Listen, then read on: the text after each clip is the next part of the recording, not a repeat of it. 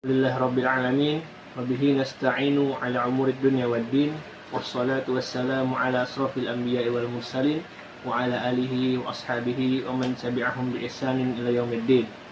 Amma ba'du. Alhamdulillah, aku soleh-solehah yang Pak Ilham cintai karena Allah. Kaifa halukum? Semoga Allah Subhanahu wa taala selalu memberikan kita karunia-Nya, hidayahnya, dan penjagaannya hingga yaumul akhir.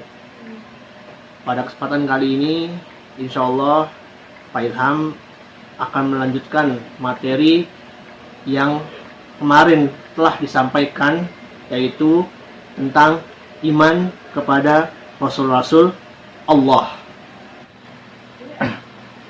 Kali ini Pak Ilham akan menyampaikan yaitu tentang sifat-sifat para Rasul Allah secara khusus. Kemarin sudah disampaikan sifat-sifat Nabi dan Rasul Allah yang sama dengan manusia pada umumnya. Pada kali ini Pak Ilham sampaikan yaitu sifat-sifat Nabi dan Rasul Allah yang khusus, berbeda dengan para manusia pada umumnya. Yang pertama, Nabi dan Rasul Allah mereka menerima wahyu dari Allah, yaitu berupa syariat-syariat, ajaran-ajaran yang akan disampaikan pada umatnya. Yang kedua, mereka semua adalah maksum. Apa itu maksum?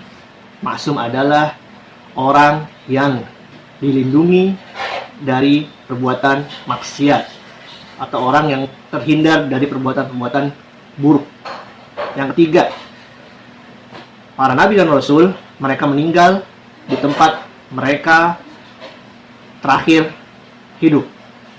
Contoh, Nabi Muhammad SAW ketika akhir hayatnya, beliau berada di rumahnya di samping Masjid Nabawi. Maka beliau pun dikubur dan disemayamkan di tempat beliau meninggal.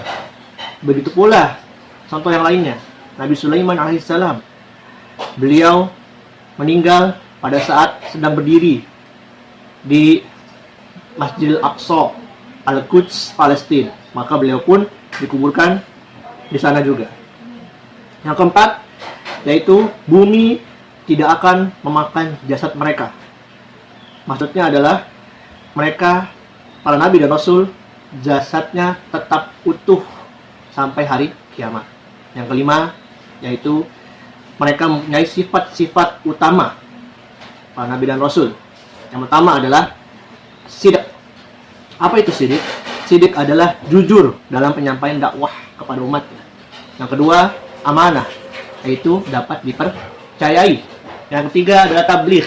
Apa itu tabligh? Tabligh adalah mereka, nabi dan rasul, menyampaikan risalahnya sesuai apa yang disampaikan oleh Allah pada mereka. Tidak ada satupun yang dikurangi. Yang keempat dan terakhir adalah fatonah, yaitu memiliki kecerdasan dan kepintaran yang berbeda daripada manusia pada umumnya. Selanjutnya adalah Allah memberikan bukti-bukti kepada para nabi dan rasul bahwasanya mereka itu benar-benar seorang nabi dan rasul.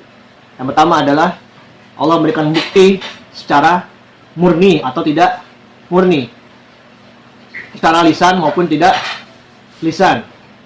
Yang kedua, bukti-bukti melalui mukjizat-mukjizat yang Allah berikan kepada mereka.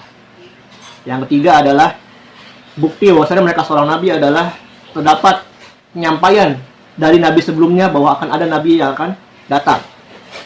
Yang terakhir adalah bukti bahwa mereka adalah seorang nabi dan rasul adalah penyampaian mereka risalah di dalam kitab-kitab mereka yang diberikan oleh Allah kepada para rasulnya. Kita masuk ke dalam bab yaitu mukjizat rasul.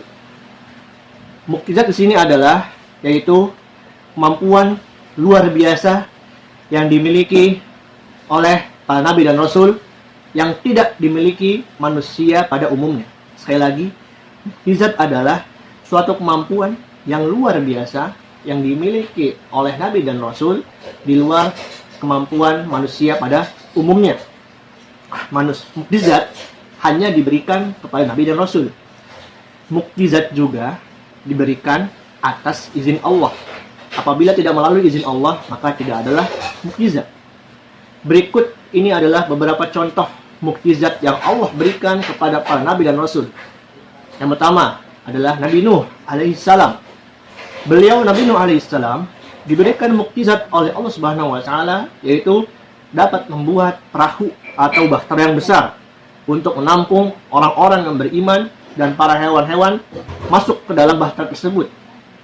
Untuk apa? Untuk terhindar dari banjir besar yang terjadi karena azab Allah yang menimpa kaum Nabi Nuh selama 40 hari 40 malam. Yang kedua adalah contoh Nabi Ibrahim alaihissalam. Nabi Ibrahim alaihissalam diberikan mukjizat oleh Allah, yaitu ketika Raja Namrud pada zamannya melemparkan Nabi Ibrahim alaihissalam ke tumpukan bara api. Namun, bukannya membakar Nabi Ibrahim api tersebut, Nabi Ibrahim malah merasa dingin terhadap api tersebut. Yang ketiga, contoh berikutnya adalah Nabi Yunus alaihissalam.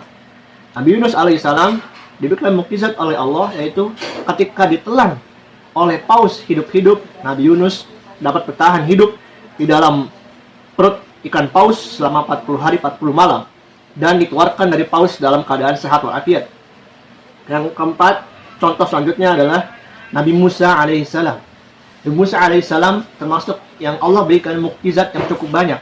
Di antaranya adalah tongkat yang dapat berubah menjadi ular jika melawan para penyihir Raja Fir'aun.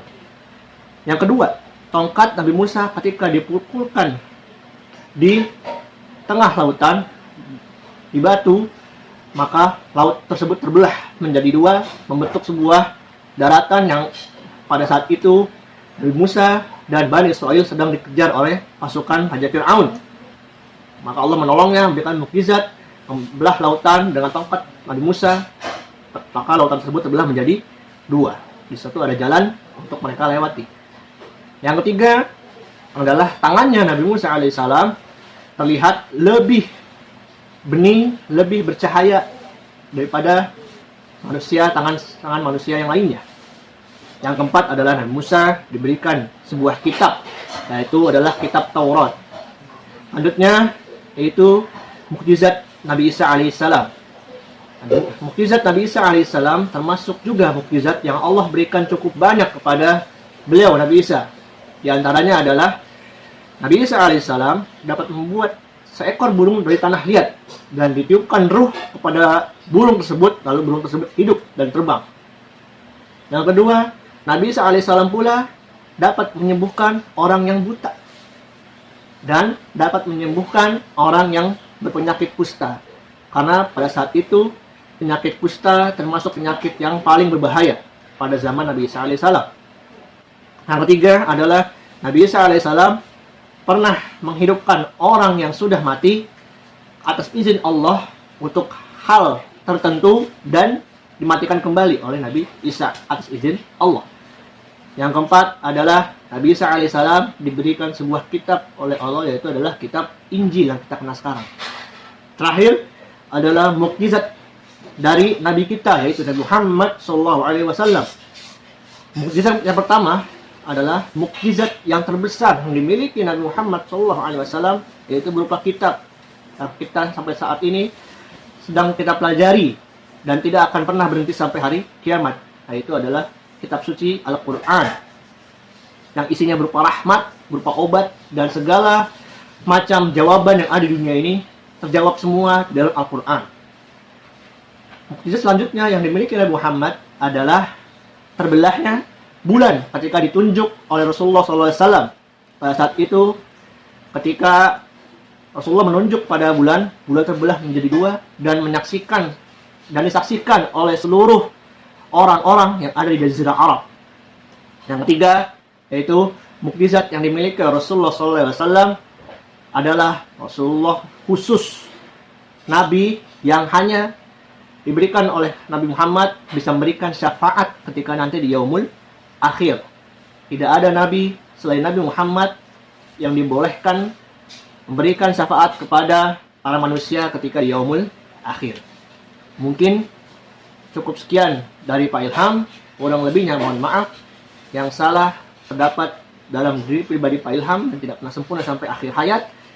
Yang benar hanyalah milik Allah Subhanahu wa taala yang maha bijaksana dan maha sempurna. Wabillahi taufiq wal hidayah. Wassalamualaikum warahmatullahi wabarakatuh.